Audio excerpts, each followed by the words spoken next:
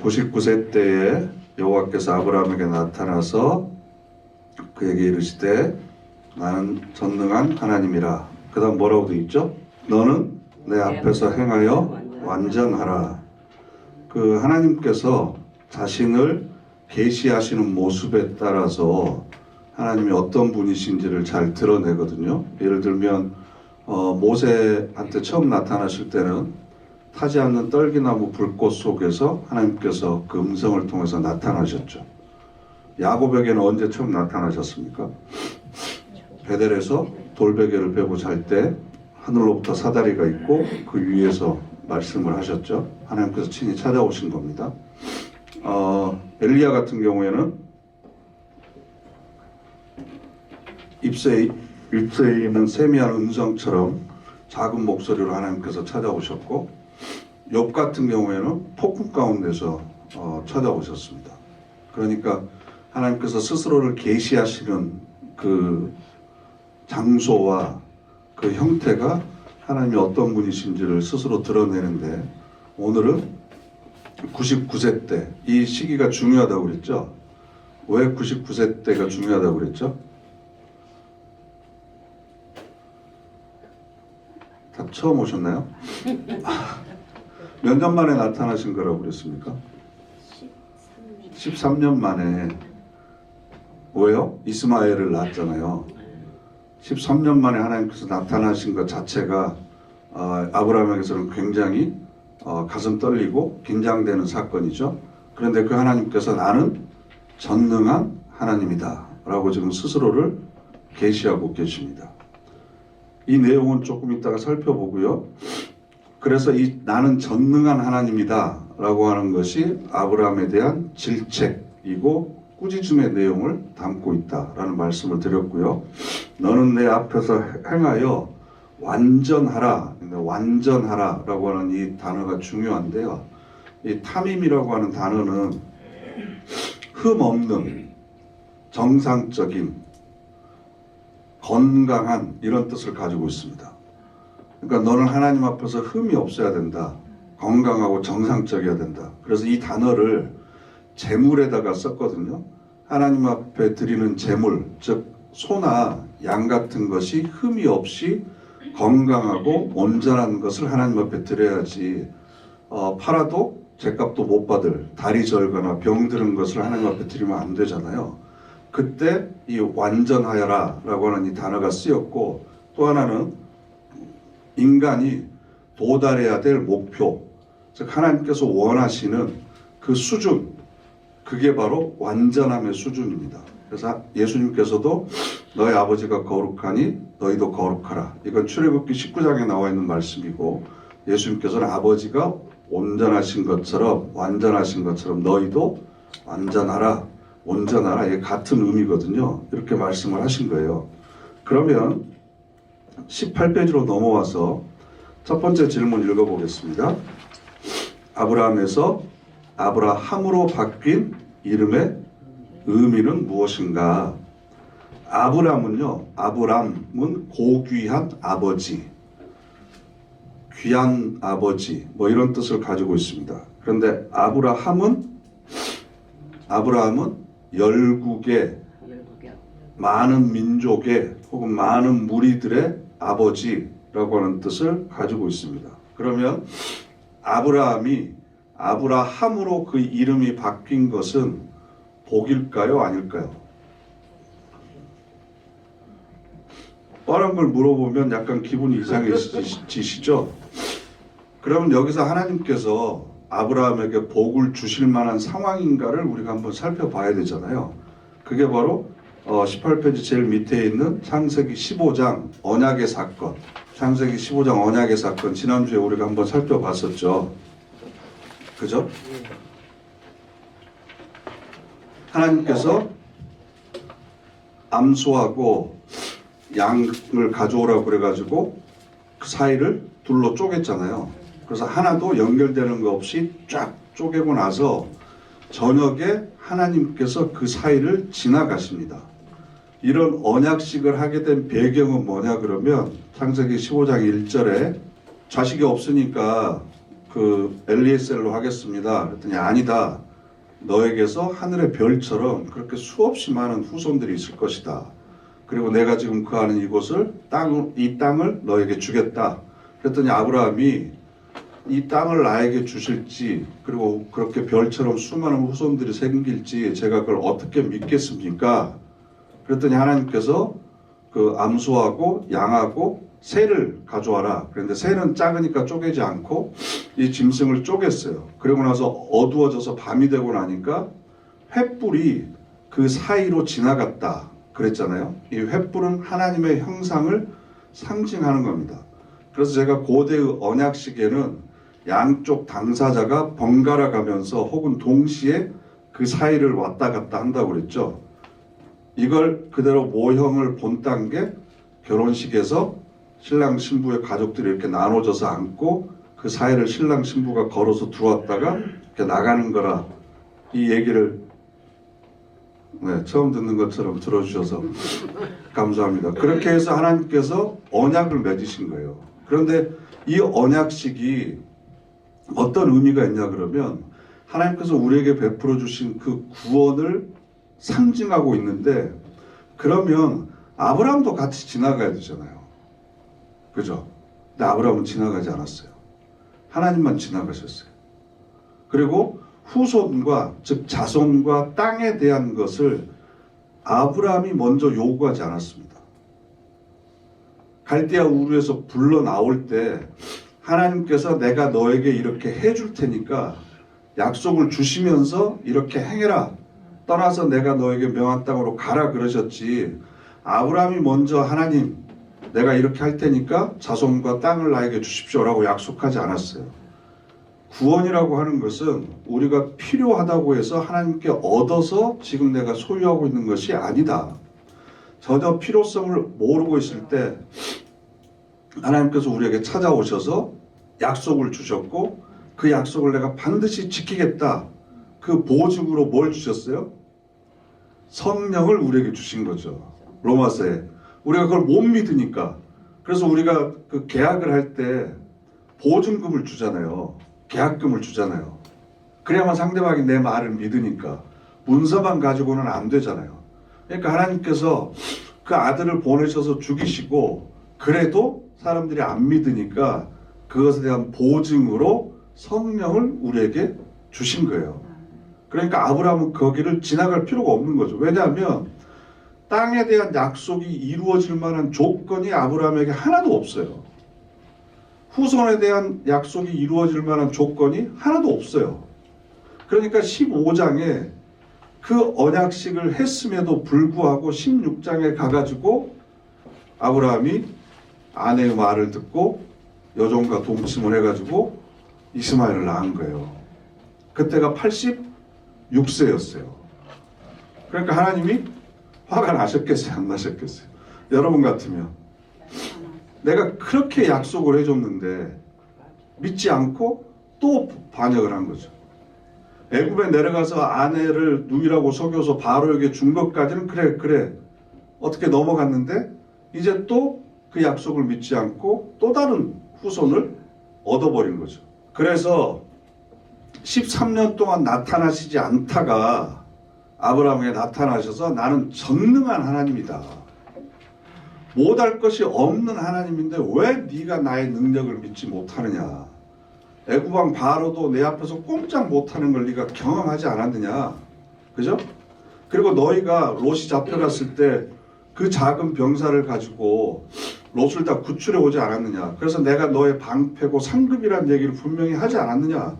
내가 그렇게 전능한 존재인데 왜 너는 나를 믿지 못하고 내가 그렇게 언약까지 했음에도 불구하고 또 다른 길로 돌아서느냐. 나는 전능한 하나님이다.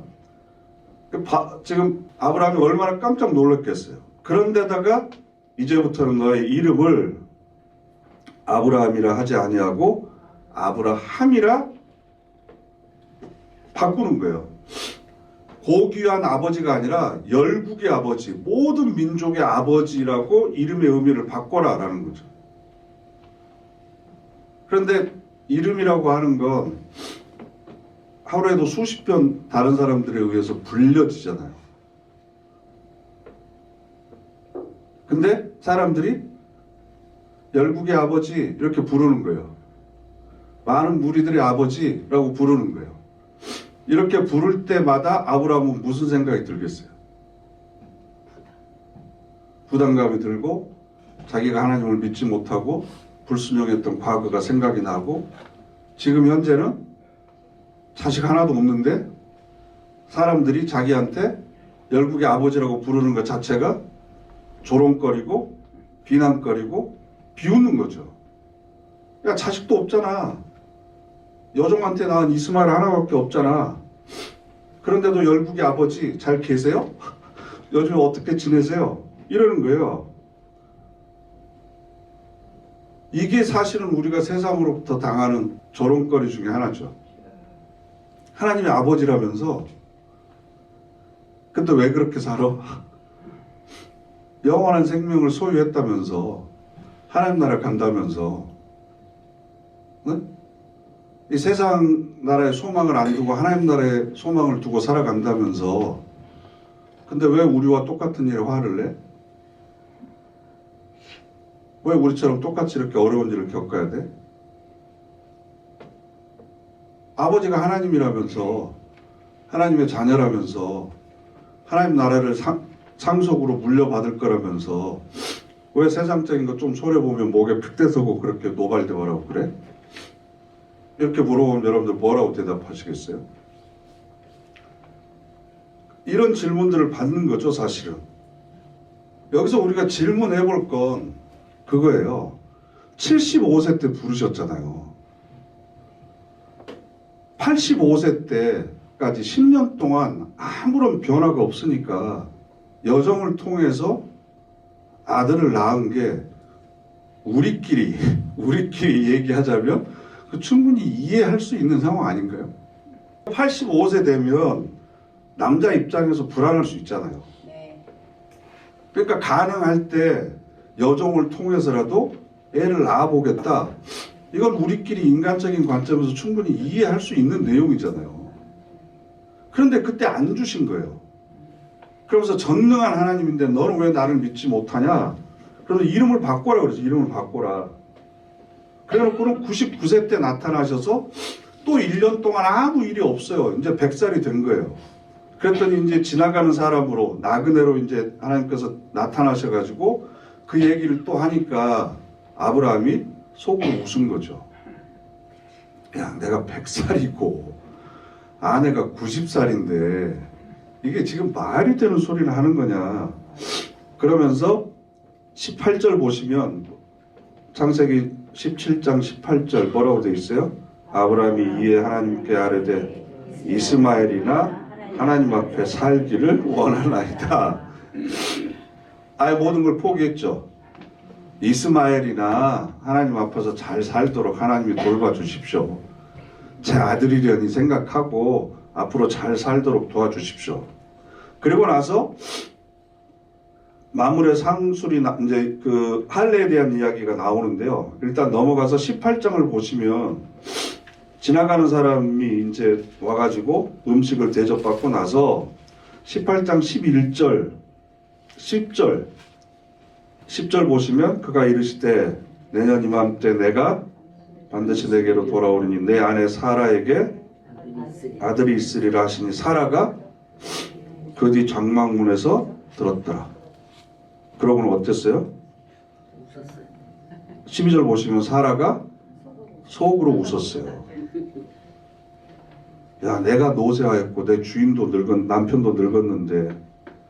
그랬더니 13절에 여호와께서 아브라함에게 이르시되 사라가 왜 웃으며 이르기를 내가 늙었거늘 어떻게 아들을 낳으리요 하느냐. 여호와께 능하지 못한 일이 있겠느냐. 이렇게 능하지 못 전능하신 하나님이다. 읽어줘. 그리고 나서 나중에 아들을 낳아요. 네? 아들을 낳죠. 그리고 20장 봐보세요. 20장으로 가면 20장 2절에 길게 말씀드릴 수는 없고 그랄 왕 아비멜렉이 나와요. 근데 이 아브라함이 이거 참 이해가 안 되는 게 90세가 돼서 자기 스스로도 애를 낳지 못할 거라고 생각했던 사라가 90세에도 예뻤나 봐요. 자신감을 가지세요. 가능성이 있어요. 그래가지고 아비멜렉이 아내로 삼으려고 그랬어요. 그랬더니 내 누이라고 해가지고 또 줘버리는 거예요. 그러니까 남편이에요. 남의 편이에요. 왜? 격하게 고개를 흔드십니까, 사모님? 그런데 하나님께서 이제 밤에 아비멜렉에 나타나셔서 꾸짖으시고 그 태 문을 다 닫았다가 다시 열어주시고 이런 복잡한 과정을 거쳐서 21장에 드디어 사라가 이삭을 낳습니다. 그랬더니 6절 말씀, 사라가 이르되 하나님이 나를 웃게 하시니 듣는 자가 다 나와 함께 웃으리로다, 이렇게 돼 있어요. 결국 아브라함과 사라의 비웃음을 기쁨의 웃음으로 바꿔주시는 하나님이죠. 그런데 여기서 질문해 볼 건, 그러면 왜 하나님께서는 75세에 아브라함을 떠나게 하신 다음에 왜 100세가 돼서야 25년 뒤에야 첫 아들을 아브라함에게 주었을까? 라는 겁니다. 이왕 주실 거면 바로 그 다음에 줬으면 좋을 텐데 왜 이렇게 25년 동안이나 기다리게 했을까? 그 이유가 뭐라고 생각하십니까?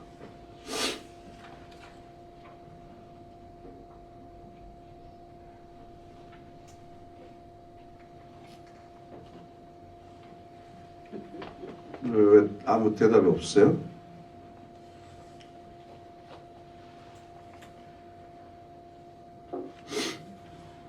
내가 할 수 있는 게 하나도 없다는 거예요. 그렇죠, 그렇죠. 만약에 76세나 80세 아들을 낳았으면 그건 내 건강과 내 정력으로 낳은 내 아들이 되는 거죠. 이건 하나님이 주신 아들이 아닌 거죠. 남자로서의 모든 기능이 끊기고 여자로서 생리도 끊겨서 후손을 낳을 수 없는 상황이 되었을 때 낳는 자식이라야 하나님께서 나에게 주신 자식이라고 인정할 수 있는 거고, 그 하나님이 바로 전능하신 하나님이기 때문에 가능하다. 이건 전적으로 하나님이 아니면 될 수 있는 일이 아니다 라고 하는 것을 가르쳐 주시기 위해서 하나님께서 그렇게 하신 거죠. 그러면 이제 17장 9절부터, 그런데 더 중요한 건요, 여기 있어요. 17장 9절부터 14절까지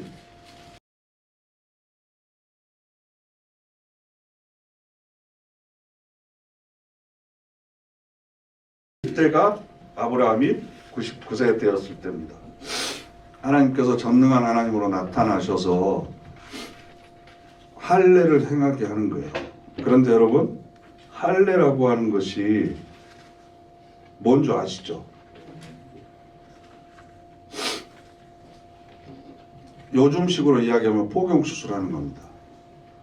남자의 성기에 포피를 자르는 겁니다. 그런데 이 할례라고 하는 단어의 원래 뜻은요, 잘라버리다, 끊어버리다 라는 뜻을 갖고 있습니다.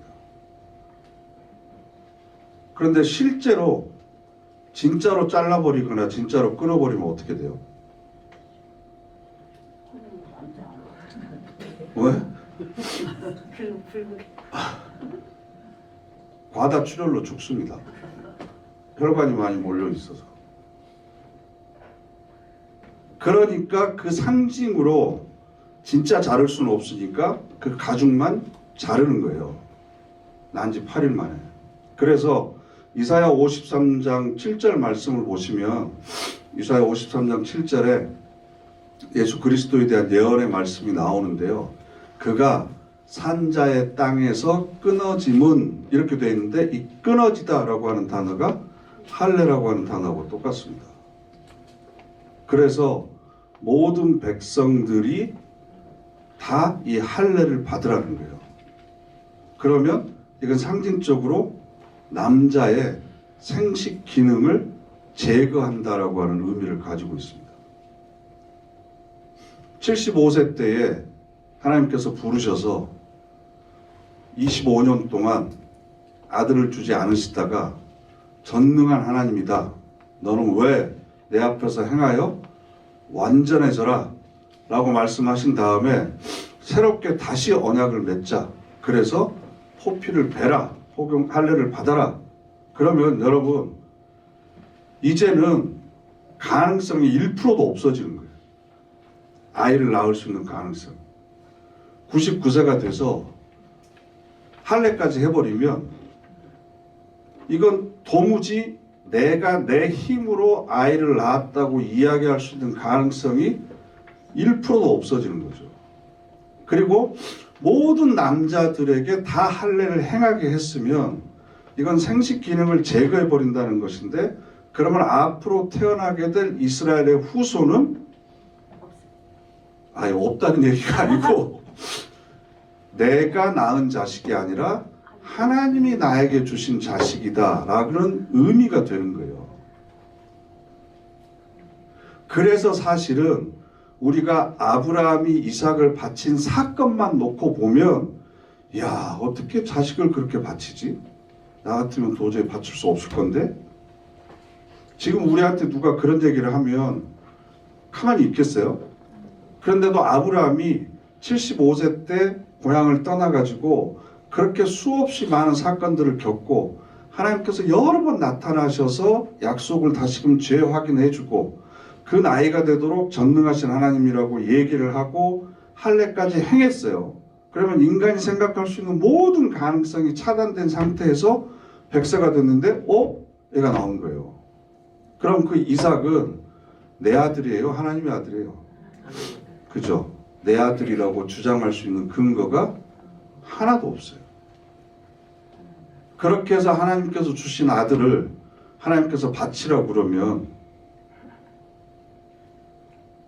바칠 수밖에 없는 거죠. 그러니까 야, 아브라함이 어떻게 자식까지 바쳐? 나는 꿈에서 그 상상하기도 너무 그 잔인한 일을 어떻게 그 위대한 믿음을 어떻게 가질 수 있지? 라고 우리는 아브라함의 믿음을 칭찬하지만 하나님께서 이런 과정을 통해서 모든 가능성들을 차단하고 결국에 왜 100세에야 포경 수술을 하고 나서야 아들을 주셨을까? 이건 네 아들이 아니다. 네 소유가 아니다. 네가 집착해야 될 대상도 아니고 이 이삭의 자식의 삶에 대해서 네가 책임져야 될 대상도 아니다. 내가 너에게 잠시 맡겨둔 자식이고 허락해둔 자식이고 내 기업이고 내 생명이고 내가 책임진다. 내 뜻대로 해라. 이걸 이미 항복하고 나서야 주신 거죠. 그러니까 그렇게까지 아브라함의 믿음을 끌고 가신 하나님의 손길이 정말 집요하고 계획적이고, 한번 여러분 둘이 싸우면 누가 이겨요? 실력이 비슷하면 목소리 큰 사람이 이기잖아요. 근데 목소리 큰 사람을 이기는 사람이 있어요. 고집이 센 사람이 이겨요. 고집이 센 사람.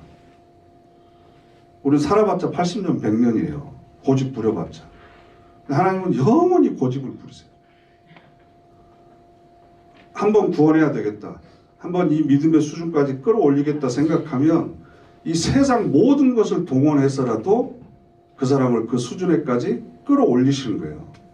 그게 우리를 향한 하나님의 사랑이고 우리를 향한 하나님의 능력이죠. 필요하다면 여호수아가 했던 것처럼 태양이 도는 걸 1시간 정도 멈추게 해서라도 하나님의 능력 앞에 무릎 꿇고 돌아올 수밖에 없도록 만드시는 분이 바로 하나님이시다라는 거예요.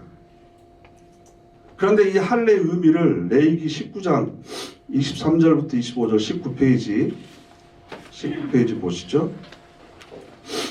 함께 읽겠습니다. 너희가 그 땅에 들어가 각종 과목을 심거든 그 열매는 아직 할례를 받지 못한 것으로 여기되 곧 3년 동안 너희는 그것을 할례 받지 못한 것으로 여겨 먹지 말 것이요 넷째에는 그 모든 과실이 거룩하니 여호와께 드려 찬송할 것이며 다섯째에는 그 열매를 먹을지니 그리하면 너희에게 그 소산이 풍성하리라. 나는 너희의 하나님 여호와이니라. 아멘. 여기서 우리가 주목해야 될 것은 할례가 무엇과 연결이 되냐 그러면 거룩과 연결이 됩니다. 거룩함. 이건 구별된 거죠. 세상 사람들과 구별된 백성. 그래서 이스라엘 백성들이 나중에 예수님 시대까지 지금까지 할례를 받은 것을 굉장히 자랑스럽게 여기고 소중하게 생각했던 이유는 우리가 거룩한 백성이고 거룩한 하나님의 후손이라고 하는 것을 증명하는 표시다. 그래서 이방인들도 구원을 받으면 할례를 행해라 라고 주장했던 이유가 바로 여기에 있습니다. 거룩해진다고 하는 건 구별된다는 거고 다른 어떤 존재보다도 하나님 앞에 드려졌다라는 거죠. 똑같은 물이지만 내가 마시는 것과 하나님 앞에 드려질 때는 그걸 성수 거룩한 물이라고 그러잖아요. 제단에 드려지는 건 우리가 거룩하다고 그런 것처럼 우리는 하나님 앞에 드려지는 존재다. 할례를 받은 사람과 그 할례를 받은 사람에 의해서 태어난 자녀들은 내 자녀가 아니고 하나님의 자녀고 거룩한 존재다. 그래서 골로새서 2장 8절부터 15절 교재에 있죠.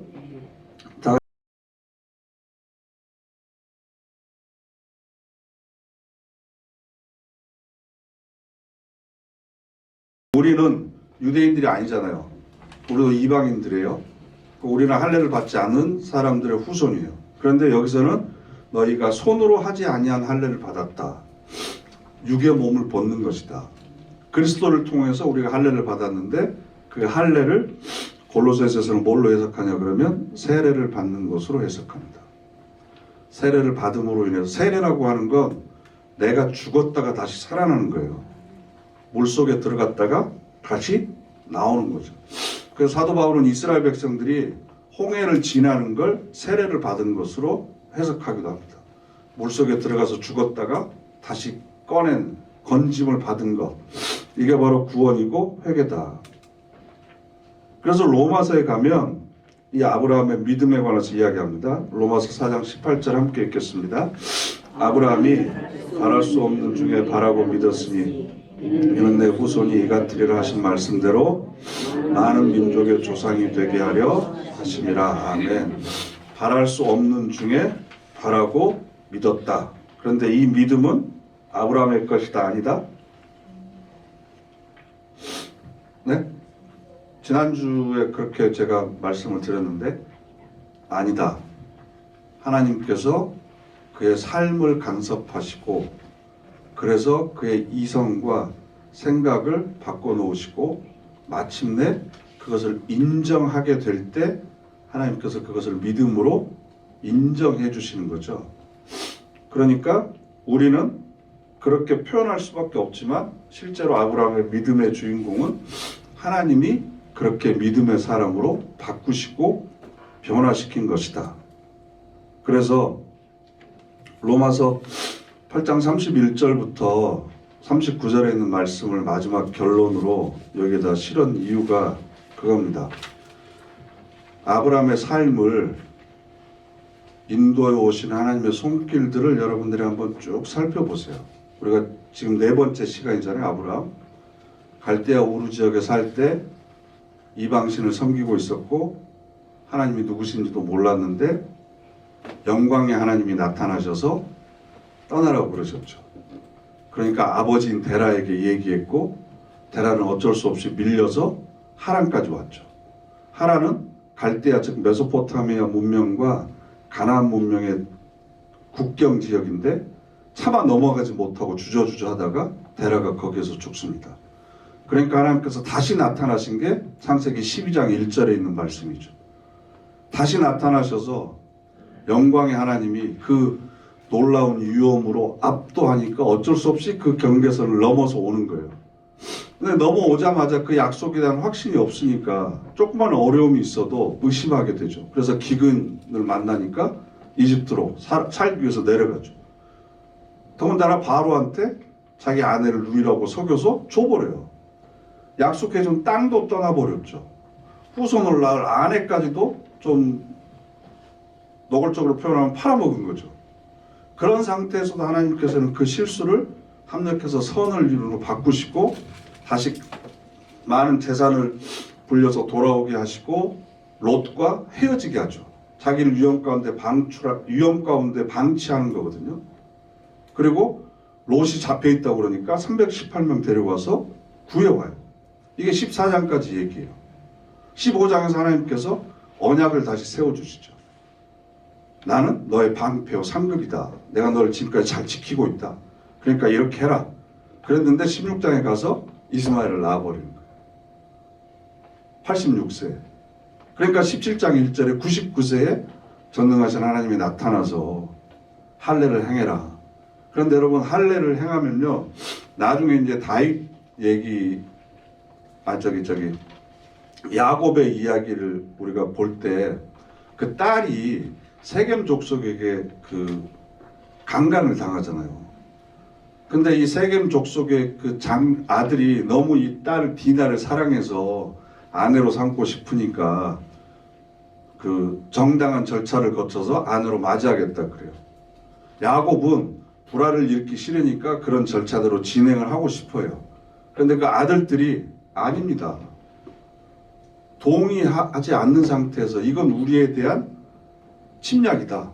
그래서 좋다 그러면 우리 여동생을 데리고 가서 아내로 삼으려면 너희 남자들 전부 다 할례를 받아라. 근데 할례를 받잖아요. 모든 남자들이 할례를 받으면 일주일 동안 거동이 불편해서 제대로 움직일 수가 없어요. 그 얘기를 다른 얘기로 하면 전투력이 제로가 돼버리는 거예요. 그러니까 야곱의 아들들이 가가지고 전부 다 죽여버리잖아요. 살육을 해버려요.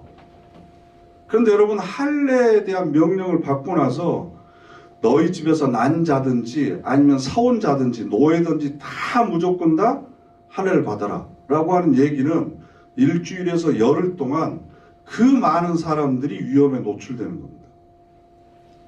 혹시나 누가 쳐들어오게 되면 힘도 못 써보고 모든 것 지금까지 이루었던 모든 것들을 하루아침에 다 잃어버릴 수밖에 없는 그런 위협에 노출되는 겁니다.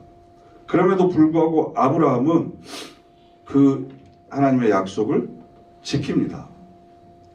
그런데 지키는 게 중요한 게 아니고 그 다음에 하나님이 또 사라에게 사라로 이름을 바꿔라 그랬더니 속으로 또 웃어요. 이런 아브라함을 보면서 믿음의 조상이라고 하는 별명을 붙여주기 전에 너무나 연약한 인간의 모습과 우리들의 모습이 그 속에 있는 거죠. 우리도 여전히 그 약속을 잊어버리고 또 인간적인 방법을 찾고 또 인간적인 수단으로 어떻게 문제를 해결해 보려고 하고 하나님께서 하나님의 때를 정해놓고 기다리고 계시는데 우리는 기다리지 못하고 성급하고 그러면서 하나님을 원망하고 불신하고 그래서 하나님께서 또 찾아오시고 또 찾아오시고 이번에는 안 되니까 그럼 너희들이 이제 할례를 받아라 언약을 하고 그럼에도 불구하고 비웃고 근데 이 비웃음을 나중에 하나님께서 기쁨의 웃음으로 바꿔주시잖아요. 그래서 로마서 8장 말씀 중에서 32절 말씀이에요. 함께 읽어보실까요? 자기 아들을 아끼지 아니하시고 우리 모든 사람을 내주신 이가 어찌 그 아들과 함께 모든 것을 우리에게 주시지 아니하겠느냐. 이 말씀을 다르게 그 의미를 해석을 해보면 나를 위해서 자기의 독생자까지 죽이신 분이 내 불순종과 내 믿음의 연약함과 아니면 내 무지와 어리석음 때문에 나를 포기하시겠어요? 하나님이 여러분을 구원하시기 위해서 자신의 독생자까지 죽이신 분이에요. 그 정도의 열정과 사랑과 관심을 갖고 계시는데 내가 조금 실족했다고 등 돌렸다고 아니면 하나님한테 배신했다고 하나님이 우리를 포기하시겠어요? 아브라함 한번 봐보세요. 집요하게 하나님께서 끈질기게 찾아오셔서 아브라함을 믿음의 조상이라고 부르기에 부족하지 않는 사람으로 바꿔놓고 계시잖아요. 그죠? 그러면 그 하나님이 나도 그렇게 변화시킬 것이다. 그리고 여러분 주변에 한때 신앙생활 하다가 혼자 시험 들거나 아니면 상처받았거나 아니면 여러 가지 이유로 쉬고 있는 자녀분들이나 아는 분들 있잖아요. 그분들도 마찬가지예요. 하나님께서 포기하시겠어요? 자기 아들을 그분 때문에 죽이기까지 했는데 가만 놔두시겠어요? 하나님의 때 하나님의 방법으로 반드시 아브라함의 자리까지 끌고 가신다. 이게 아브라함을 통해서 우리에게 보여주시는 내용입니다. 아브라함 개인이 위대한 게 아니고 아브라함 개인이 우리하고 전혀 다른 믿음의 유전자를 가지고 태어나서 그렇게 된 게 아니고 아브라함을 통해서 우리 모두도 똑같이 하나님께서 그렇게 약속해 주시고 마침내는 그 자리까지 끌고 가실 것이다. 이걸 본보기로 우리에게 보여주시는 거예요.